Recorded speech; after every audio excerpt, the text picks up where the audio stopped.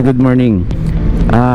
Etong sinasabing pag bike lane, basta kasya yung e-bike, pwede. Hindi pwedeng ganun. Hindi ganun yun, guys. Tingnan nyo po itong tatlo gulong. Kung titingnan nyo, yes, kasya siya. Pero hindi nga siya pwede dyan. Kahit pa yung may bubong, kasya yan.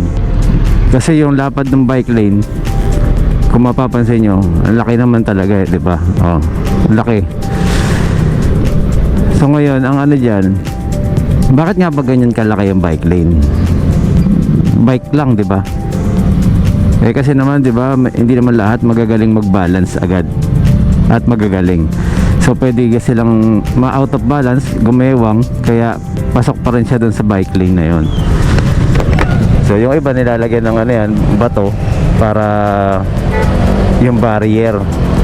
Kasi ang kukulit talaga nung sa Pilipinas eh, no? Pero kung titingnan niya sa ibang bansa, yan lang, linya lang guys, pintura lang sa kalsada, pwede siya. So yun, kung mapapansin nyo rin, hindi rin ako kagad pumapasok sa bike lane, no? Kasi traffic din naman talaga. Mas maganda, nandito na tayo sa ano na to, sa linya na to, kasi maraming bulaga dyan eh. So yun, kasi yung iba may melosa po eh, no? Eh, sabi ni Kalbo, ganyan sila eh. Kalbo talaga tawag nila eh. Basta pasok daw sa bike lane. Oo, pasok nga yan. Kaya lang hindi nga yan yung category na klase ng e-bike ang pwede. So yun, kasi talagang ano eh, no, kung lulusot eh, no, mahirap talaga ano, maraming kanya-kanyang opinion, kanya-kanyang ano, pagkakaunawa. Pero paulit-ulit po nilang sinasabi yan, yung mga may pedal assist ang pwede. Alam niyo po yung pedal assist, yung may pedal, kasi may muscular power na ginagamit kung sakaling tumirik yun. Yung iba wala nun, tinanggal nun, okay lang po yun, kasi gano'n naman po talaga yung design ng e-bike niya. Meron pa rin po siyang ano eh, pedal kung tutuusin, kasi nakadepende pa rin siya sa battery, di ba? Pero tinanggal niya lang yung ano, yung pedal assist, na hindi naman talaga nagagamit dahil ang bigat po niyan eh. Mabigat po yung pedal kapag ano, ginamit mo yun. So yan, dito tayo sa Quirino Highway guys, at ngayon po ay January 20. Yan, hindi po tayo nakakapag video ngayon ng ano, kasi nabibisi po tayo. Meron pa tayong mga inaasikaso, no? Na hopefully and praying for it.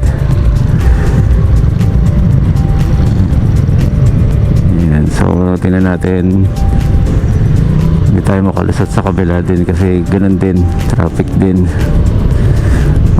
Gusto ko ang 12 na gulong or mas malaki, or 12 talaga, kasi 12 maraming murang gulong, no? Hindi kagaya dun sa iba, medyo may kamahalan na. So okay, so 12, size 12 para sa akin okay na po siya, kasi po yung mga maliliit na lubak, nakikita nyo po yung linya nito, kung mapapansin niyo may lubog, no? Hindi nyo po basta-basta mararamdaman. Oh, shoutout sa Envo na nag-aaral pa lang sa ano, sa pagpa-practice ng e-bike. Ayan, so yung linya na to, ayan, tingnan nyo po, pwede po siyang maging stable, di ba? Sa manipis na gulong, medyo mararamdaman nyo na yan. Yung mga lubak na ganyan, ramdam na ramdam niya yan. Siyempre sa tamang hangin, hindi po yan sasayaw. Sasayaw po yan pagka medyo malambot eh. Tingnan nyo po, meron din pong lubak yan, ramdam po ninyo yun dahil mabagal tayo. Pero pagka merong yung right speed, no, yung tamang tulin, tamang ano, ikot, hindi nyo po mararamdaman yun. Para kayong nag-ano dun, meron tayong tinatawag dyan na ano eh, nakalimutan ko lang, sa science yan guys, science.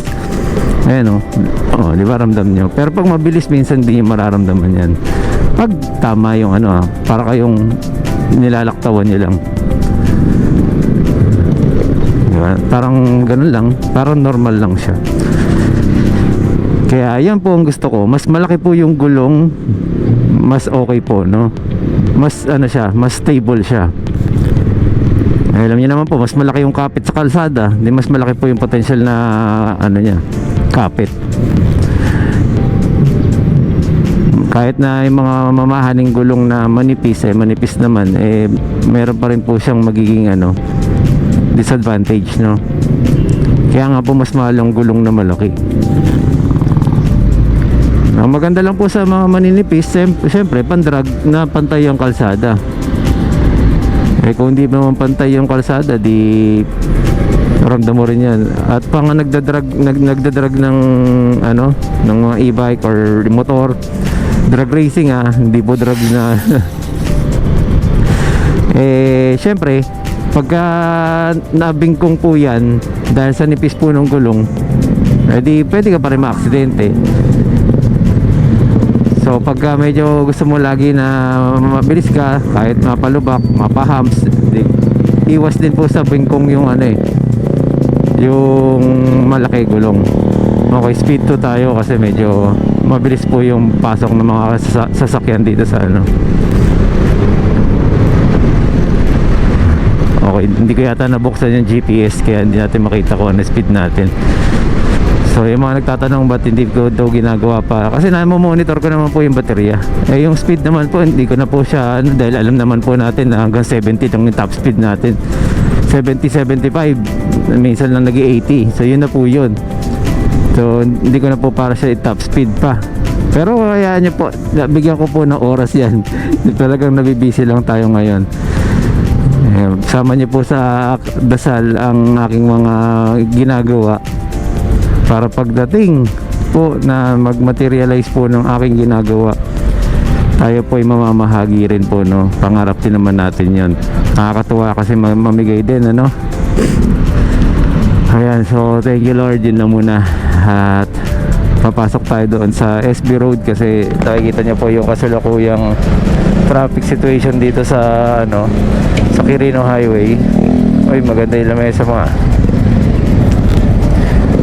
Ayan, so yan po yung ano ang pinagkakaabalahan po natin ngayon sa mga taong ano po, no, sumusuporta. Yung totoong sumusuporta po, makakaasa kayo.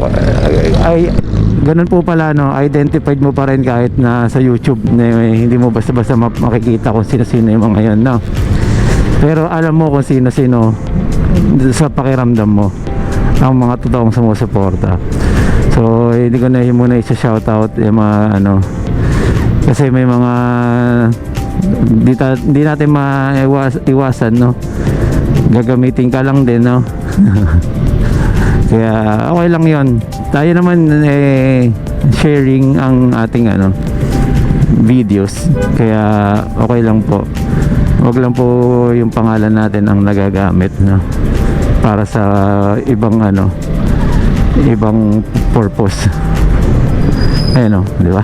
Nilubak na yun, mararamdaman mo din yun. Pero yung iba rin po pala, let me add, iba rin po yung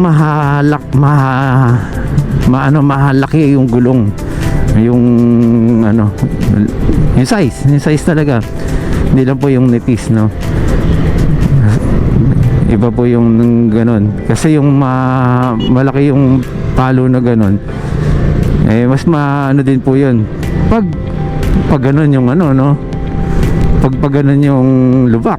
Pero pag ganun yung lubak niyan, pag nipis niyan, gewang kakagad dyan.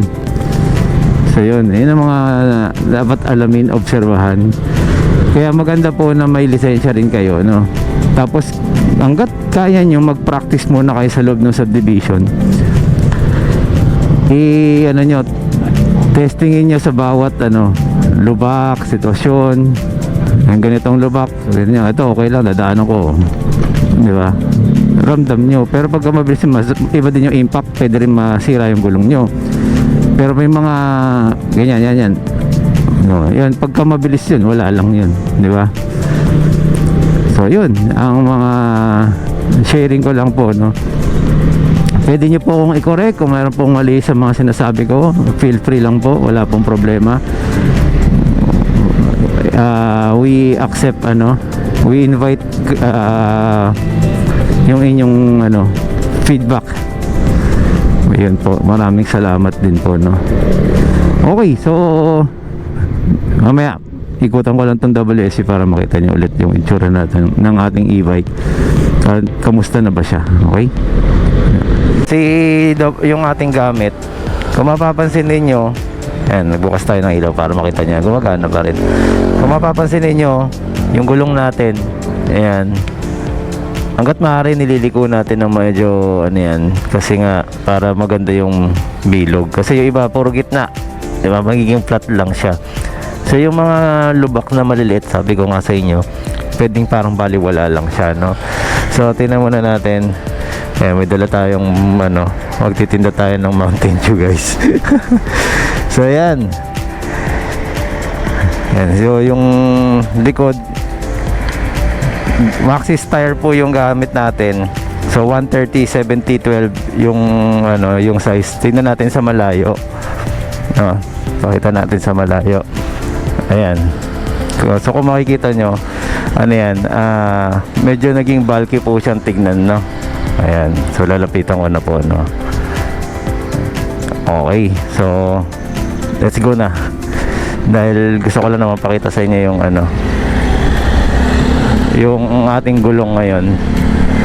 So tama-tama lang yung size na yan para dito sa WSP. Okay, ang tanong kasi ang size niya 90-90-12, no. Medyo maliit yon. Tapos yung stock madulas. Kaya mas maganda palitan nyo talaga kagad. Pero kung marunong naman kayo sa pagmumotor, sanay naman kayo, upo din nyo muna. Yung gamitin nyo muna ng gamitin. Marunong naman kayo eh. Kaya lang mahirap din kasi one time na, no. So yun yung mga kailangan nating maiwasan, yung mga one time.